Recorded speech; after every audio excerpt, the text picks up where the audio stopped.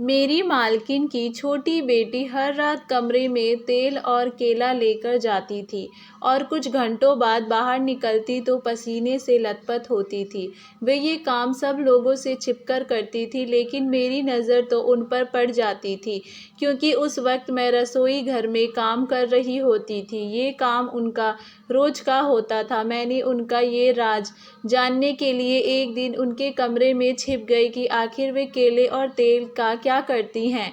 अभी उनको कमरे में आए कुछ ही समय हुआ था, फिर मैंने जो देखा उसे देखकर तो मेरे पैरों तले से ज़मीन खिसक गई, क्योंकि वहाँ तो मेरा नाम वानी है। मैं एक गरीब खानदान में पैदा हुई थी। मेरे माता पिता लोगों के खेतों में काम करके 2 वक्त का खाना जुटाते थे। मैं अपने माता पिता की एकलौती संतान थी। घर के हालत ठीक ना होने की वजह से मेरे माता पिता मुझे पढ़ाई लिखाई ना करवा सके। जैसे तैसे हमारे दिन निकल रहे थे। मेरी उम्र 10 साल की थी। मैं अपने माता पिता को ऐसे खेतों में दिन रात मेहनत करते देखती तो मुझे बहुत तकलीफ़ होती थी। इसी वजह से मैं भी उनके साथ काम करने चली जाती। ऐसे ही कुछ दिन बाद मेरे पिताजी की तबीयत बहुत बिगड़ गई। उन्हें अस्पताल लेकर जाया गया, जहाँ पर डॉक्टर ने हज़ारों का खर्चा बताया। अब हम लोगों के पास तो इतने रुपए थे नहीं, इसीलिए मेरी माँ जमींदार जी के पास गई, जिसके खेतों में हम लोग काम करते थे। उनके सामने अपनी झोली फैलाकर मदद मांगने लगी, लेकिन जमींदार ने इतने पैसे देने से मना कर दिया। हालांकि उनके लिए इतने पैसे देना कोई बड़ी बात नहीं थी, लेकिन फिर भी उन्होंने कोई मदद नहीं की। इसी वजह से मेरे पिताजी का इलाज ना हो पाया और वे हमें और इस दुनिया को छोड़कर चले गए। अब हम लोगों का सहारा छिन चुका था, लेकिन जैसे तैसे मैं और मेरी माँ ने खुद को संभाला और फिर से अपना जीवन यापन करने लगे। मेरी माँ और खेतों में काम करके अपना पेट भरने लगी। मेरे मन में जमींदार जी के लिए बहुत गुस्सा भरा हुआ था, लेकिन मैं कुछ भी ना कर पाती थी। एक दिन शहर से कुछ बड़े लोग आए, जिनका जन्मदिन था। उन लोगों ने अच्छे अच्छे पकवान हम गरीबों में बांटे। हम लोगों को तो ये भी नहीं जानते थे कि आखिर हमारे जन्मदिन आता कब है, लेकिन उन बड़े लोगों को दिए गए पकवान खाकर हम लोग उन्हें दुआएं देने लगे। कुछ दिन यूं ही निकले। फिर एक दिन मेरी माँ अचानक से दिल का दौरा पड़ने से दुनिया को छोड़कर चली गईं। अब मेरे ऊपर दुखों का पहाड़ टूट पड़ा था। मेरी माँ मेरी एकमात्र सहारा थी। अब वे भी मुझे छोड़कर जा चुकी थी। मैं पूरी तरह से टूट चुकी थी। ऐसे में मुझे मेरे चाचा चाची अपने पास ले गए। आखिर अपने अपने होते हैं और पराए पराए होते हैं, इसी चीज़ का फ़र्क मुझे अब समझ में आ रहा था। मेरे चाचा चाची अपनी बेटी को अच्छा खाना, अच्छे कपड़े देते थे, लेकिन मुझे अपने सारे घर का काम करवाते थे। अच्छे से बोलना तो दूर, मेरी तरफ देखते भी नहीं थे ना मेरी हालत कैसी है। खैर, मैं इसे अपनी किस्मत समझकर स्वीकार कर लिया। एक दिन मैं घर पर बर्तन साफ कर रही थी, तभी मेरे चाचा जी शहर से आए और मेरी चाची से कहा कि शहर के एक घर में काम करने वाले की ज़रूरत है, क्यों ना हम बानी को वहाँ काम करने में लगा दें। हमारे पास पैसे आते रहेंगे और बानी वहाँ काम करती रहेगी।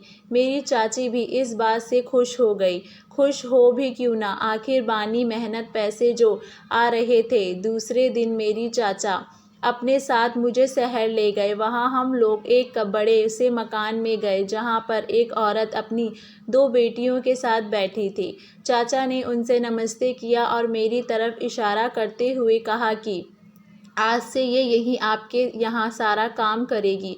मैं इसे सुबह छोड़ जाया करूँगा और शाम को ले जाया करूँगा। उस मैम साहब ने मेरी तरफ देखा और पूछने लगी कि मैं उसके घर का सारा काम कर सकती हूँ कि नहीं। मैं बिना कुछ बोले हाँ में इशारा कर दिया। इतने बड़े घर का इतना सारा काम मुझे जैसे अकेली को करने में बहुत कठिनाई होने वाला था, लेकिन मैं हाँ के अलावा कुछ बोल भी नहीं सकती थी, क्योंकि मेरे मन में चाचा चाची का इतना खौफ जो था। अब उस मालकिन ने मुझे अपना सारा काम समझा दिया और मैं रसोई घर में काम करने लग गई। पूरा दिन काम करती और शाम को चाचा मुझे घर ले जाते। फिर जाकर वहाँ रूखी सूखी रोटी खाने को मिलती और गर्मी में मैं सो जाती। दूसरे दिन फिर चाचा मुझे मालकिन के घर छोड़ जाते। कुछ दिन ऐसे ही चलता रहा। एक दिन मालकिन के घर पर बहुत सारे मेहमान आए तो काम भी बहुत हो गया था। इसी वजह से मालकिन ने मुझे शाम को घर नहीं भेजा। उन्होंने मेरे चाचा से कहा कि जब तक हमारे मेहमान यहाँ पर हैं, आप बानी को यहीं पर रहने दें, क्योंकि देर रात सब लोग खाना खाते हैं, जिसकी वजह से काम भी बढ़ जाता है। मेरे चाचा ने मुझे वहाँ पर छोड़ दिया और ख़ुद घर पर आ गए। मैं वहाँ पर देर रात तक काम करती रही और वहीं पर मालकिन ने मुझे रहने के लिए एक कमरा दे दिया। मुझे चाचा चाची के घर से ज़्यादा अच्छा यहाँ लगता था, क्योंकि मुझे अच्छा खाना और पंखे वाले कमरे में रहने दिया जाता था। लेकिन जब भी मैं मालकिन को उनकी बेटियों के साथ देखती तो मुझे भी मेरी माँ की याद आ जाती। ऐसे ही कुछ दिन गुजर गए। मेहमान तो चले गए, लेकिन मालकिन ने मुझे अपने घर नहीं भेजा। उन्होंने चाचा को साफ बोल दिया कि बानी यहाँ पर ही रहेगी। अब मालकिन और उनकी छोटी बेटी के साथ मेरी अच्छी बनने लगी थी। त्योहार पर मालकिन मुझे नए कपड़े भी दिलाती थी। मालकिन की छोटी बेटी बहुत अच्छी थी। वे मुझे घुल मिल गई थी, लेकिन उनकी बड़ी बहन बहुत गुस्से वाली थी। वे मुझे एक नौकरानी ही बोलती थी और ठीक से बात भी नहीं करती थी। एक दिन मालकिन और उनकी बेटियों को 2 दिन के लिए कोई शादी फंक्शन में कहीं बाहर जाना था, तो मालकिन ने मुझे अपना घर संभालने को बोला और कहा कि तुम यहाँ रहना और घर की अच्छे तरीके से देखभाल करना। अब इतने दिनों से मैं उनकी देखभाल कर रही थी, तो उन्हें मुझ पर विश्वास हो गया था, लेकिन मैंने मना कर दिया, क्योंकि इतने बड़े घर में मुझे भी अकेले रहने में डर लगता था। फिर मालकिन ने चाचा को वहाँ बुलाया और मेरे पास रहने के लिए बोला। चाचा ने तुरंत हाँ बोल दिया और मालकिन चली गई। अब मैं अपना और चाचा जी का खाना बनाया और खाकर सोने चले गए। रात को करीब 12 बजे मेरे चाचा जी ने उठकर कमरे का दरवाज़ा खोला और बाहर चले गए। दरवाजे की आवाज़ से मेरी नींद खुल गई थी। पहले मैंने सोचा कि शायद वे पानी पीने रसोई में आ गए होंगे, लेकिन कुछ देर इंतज़ार करने के बाद भी वे वापस नहीं आए, तो मैं भी बाहर देखने के लिए चली आई कि आखिर वे कहाँ गए। मेरे इधर उधर देखने के बाद मुझे मालकिन के कमरे से आवाज़ सुनाई दी।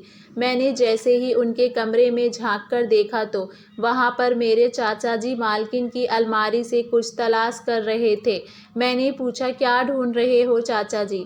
तो वे एकदम घबरा गए। उन्होंने कहा, कुछ नहीं, बस यूं ही देख रहा था कि अलमारी कितनी अच्छी है।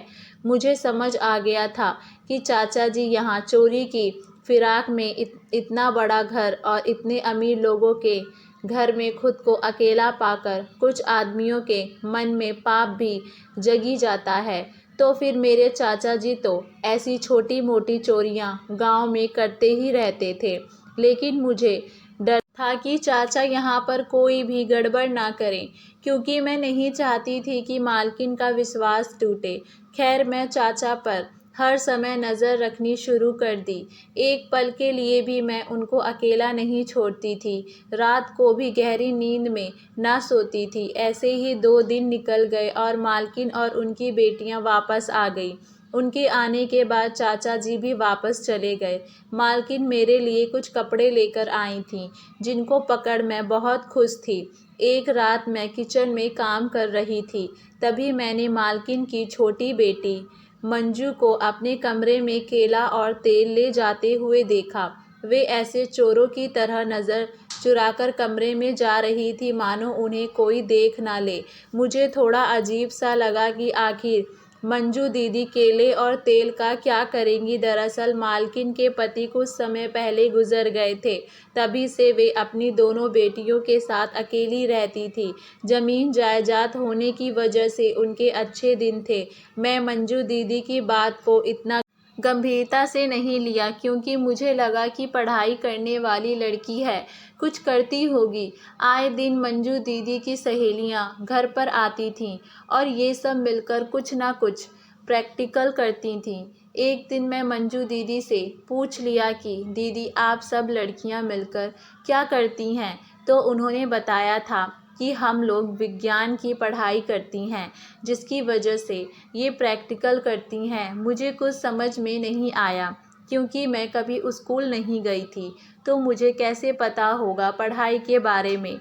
बस इसी वजह से मैं मंजू दीदी की उस केले और तेल वाली बात को नज़रअंदाज कर गई थी। मैं सब लोगों को खाना खिलाकर बर्तन साफ़ करती और रसोई घर को साफ़ करती थी। इसी बीच दीदी रोज़ाना फ्रिज से केला निकालती और एक कटोरी में तेल डालती और अपने कमरे में लेकर चली जाती, और अब ये रोज़ का काम हो गया था। मेरा कमरा दीदी के सामने ही था। देर रात को दीदी कमरे से बाहर आती और अपने हाथ धोती।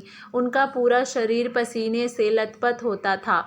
कभी कभी मैं जाग रही होती थी तो ये सब दिख जाता था, वरना रोज़ाना मैं दीदी को बाहर आते नहीं देखती थी, क्योंकि जब तक वे आती मेरी आंख लग जाती थी।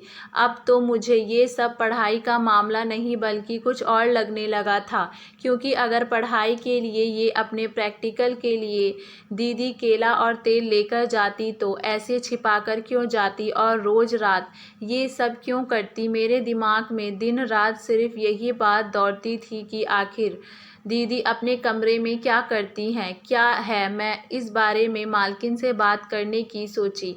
एक दिन मैं मालकिन के कमरे में गई तो वे फ़ोन पर किसी से बात कर रही थीं। फिर मैं बिना कुछ बोले वहाँ से आ गई। उनके बाद मैंने सोचा कि कहीं दीदी कुछ और ही कर रही हों और मैं बिना वजह मालकिन को बताकर घर में तमाशा खड़ा कर दूँ, तो ये अच्छा नहीं होगा। इसी वजह से मैं इस बात को छोड़ दिया और ध्यान देना बंद कर दिया। ऐसे ही एक दिन मुझे नींद नहीं आ रही थी। मैं अपनी माँ की यादों में खोई हुई थी। तभी मंजू दीदी अपने कमरे से बाहर निकलीं तो उनकी आंखों से आंसू बह रहे थे। मैं कमरे से बाहर निकलकर दीदी के पास जाकर पूछा कि आप रो क्यों रही हैं। तभी दीदी ने बदलते हुए कहा कि कुछ नहीं हुआ है, तुम सो जाओ। इतना बोलकर वे अपने कमरे में चली गईं। मुझे इसी फिक्र में पूरी रात नींद नहीं आई कि आखिर क्या बात हो गई कि हमेशा हंसने वाली मंजू इतनी रात को अपने कमरे से रोते हुए निकली।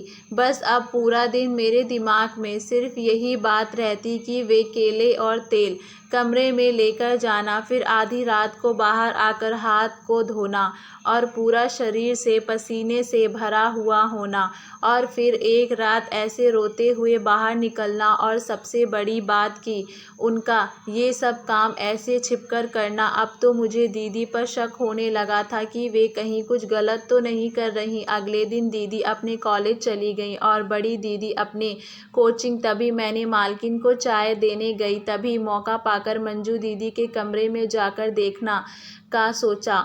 जब दोपहर में मालकिन सो गई तो मैं मंजू दीदी के कमरे में गई, लेकिन कमरे में तो कुछ भी ऐसा नहीं था। सब सामान अच्छे से पड़ा हुआ था।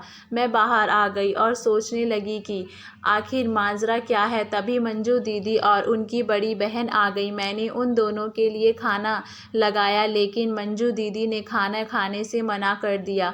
वे सुबह भी नाश्ता नहीं करके गई थी। मैंने काफ़ी बार बोला कि प्लीज़ आप खाना खा लीजिए, लेकिन वे एकदम से मुझ पर चीख गईं।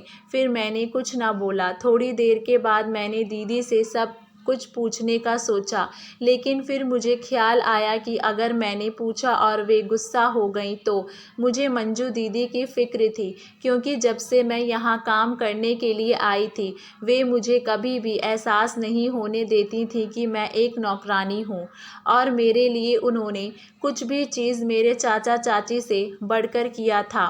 कुछ देर बाद मैंने मन में ख्याल आया कि क्यों ना मैं आज रात उनके कमरे में ही छुप कर बैठ जाऊं और देखूं कि आखिर होता क्या है। फिर मैं रात को सब लोगों को खाना खिलाया और खुद बिना खाए ही दीदी के कमरे में एक कोने में छिप गई। मैं उस समय छिपी थी जिस टाइम दीदी रसोई घर में केला और तेल लेने आई थी। फिर मैंने देखा कि दीदी अपने कमरे में आती हैं और कमरे के पीछे का दरवाज़ा खोलती हैं। मैं सोचने लगी कि उस दिन जब मैंने दीदी का कमरा देखा तो मुझे ये दरवाज़ा नहीं दिखाई दिया। शायद दिखाई ना देने की वजह ये थी कि उस दरवाजे के आगे पर्दा लगा हुआ था। उसके बाद मैंने देखा कि दीदी उस दरवाजे से एक आदमी को अंदर लेकर आती हैं और उसके बाद जो हुआ उसे देखकर मेरे पैरों तले से ज़मीन खिसक गई थी। तभी अचानक से मेरी हाथ की चेन जो मेरी माँ ने एक बार मेले से मुझे लाकर दी थी वे निकलकर नीचे गिर गई। उसकी आवाज़ से दीदी को वहम हुआ कि कोई और भी उनके कमरे में है।